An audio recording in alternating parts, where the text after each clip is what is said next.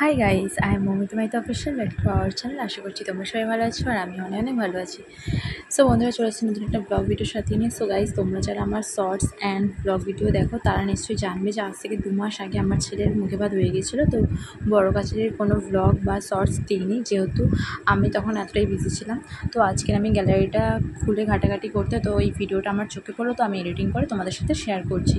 তো গাইস, আমরা এখন ঠাকুর আনতে গিয়েছিলাম আর ঠাকুর নিয়ে চলে এসেছি বাড়িতে। আর বাড়ি থেকে তারপর আমরা যা যা রিচুয়ালস আছে সেগুলো মেনে গাড়িতে উঠেছি। আর দেখো গাইস, আমাদের দুটো গাড়ি হয়েছিল, সামনে গাড়িটা দাঁড়িয়েছিল যেহেতু এত জ্যাম, তো সেই জন্য আমরা গাড়িতে বসেছিলাম। আর গাড়িতে আমি, মানু, আমার ছেলে আর আমরা গোপাল নিয়ে পুজো দিতে গিয়েছিলাম। তো গোপাল ছিল আমাদের সাথে, আমরা সামনে বসেছিলাম যাতে প্রচুর রোদ। আর দেখো, এখানে টাওয়াল দিয়ে আমার ছেলের মুখের দিকে আড়াল করেছিলাম যেহেতু এত রোদ। আর গাইস, আমরা বড় কাছারির যে মেন গেট রাস্তা দিয়ে সেইটাই পৌঁছে গেছি। দেখো, তোমরা দেখলেই বুঝতে পারো, এখানে লেখা আছে বাবা বড় কাছারি।